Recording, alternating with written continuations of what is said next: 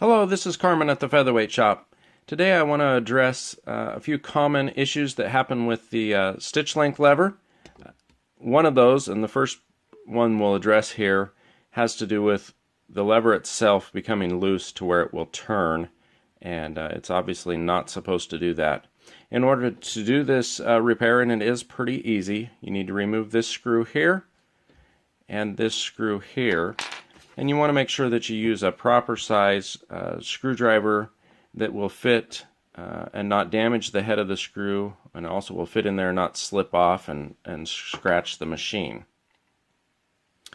Okay, once you have removed those screws, you can make this repair leaving the plate on the machine. It doesn't have to be completely removed. And the issue why this is happening is that this nut right here has become loose, and it just needs tightened. Now that's a 1/4 inch nut. However, most of your wrenches with a common set of wrenches, just from the hardware store, are going to be too big to get in there. Even if it's a 1/4 inch, just the whole width of the wrench itself is too wide. They do make little mini wrenches like this, and that's kind of what you need. In a pinch, you could use something like needle nose pliers, but you would want to probably put some painter's tape or something here on the edge of your machine to protect the finish. So with the lever in its proper horizontal point here, you would go ahead and start tightening that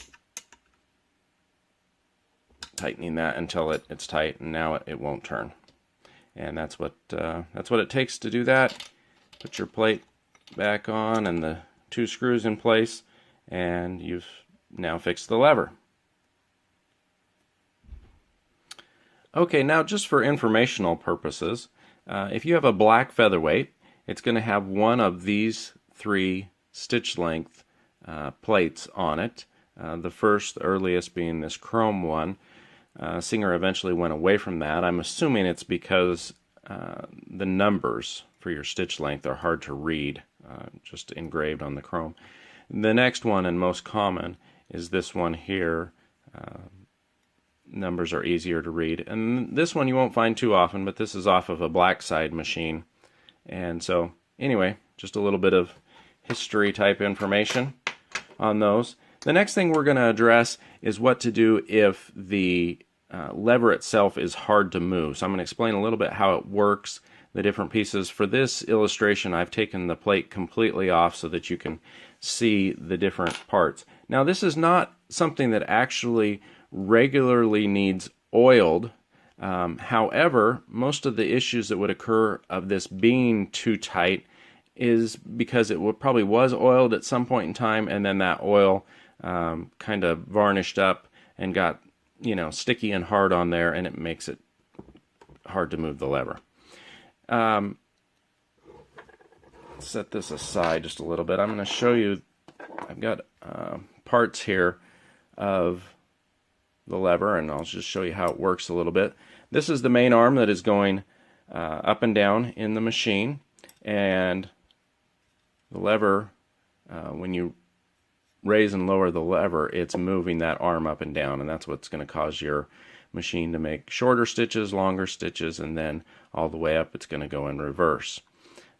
This screw here goes through the housing of the machine, and you can see that right here but you're going to have to remove your hand wheel to make any adjustments to that. And it's got a little kind of a 3-eared washer back there that is providing pressure up against the machine, and that's really keeping everything tight and providing that tension when you do that. So when you raise and lower the lever, you can see that the washer's not moving, but the screw is part of this whole unit, and so that's why the screw itself is moving there.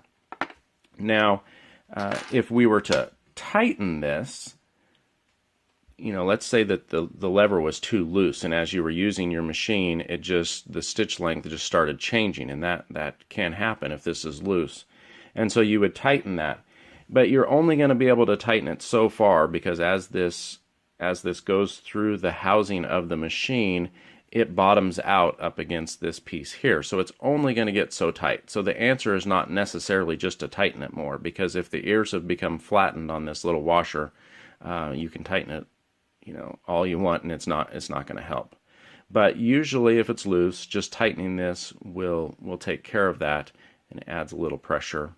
But if it's stiff, it's usually because of oil has been put back here, and also on the inside here.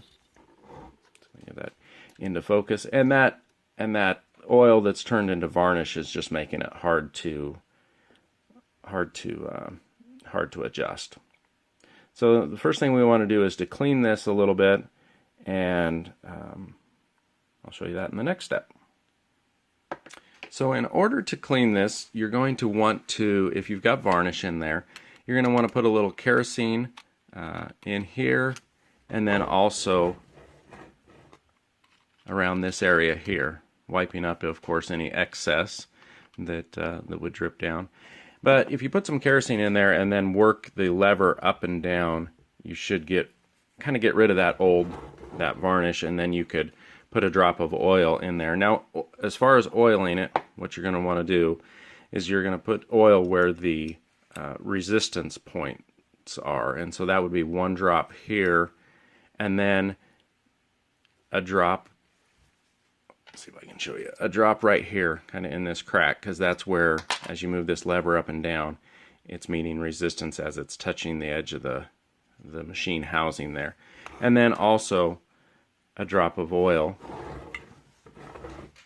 here. And that should take care of the stiffness. It does need, these levers by nature, and because of the pressure of that washer back there, they are a little bit stiff, and that's what you want, because you don't want this to move while you're sewing. That way your stitch length will remain consistent. And just to be clear, you can make all of these adjustments, lubricating, etc., with this plate still on the shaft here, and just let it hang down here. You don't have to completely remove the shaft and take this off in order to do that. You can get to all these by leaving it there. I've only taken it off so that you can see a little bit clearer in the video. And we hope that helps. If you have any questions, feel free to shoot us an email, ask us a question on Facebook, or give us a call here in the shop. Have a good day.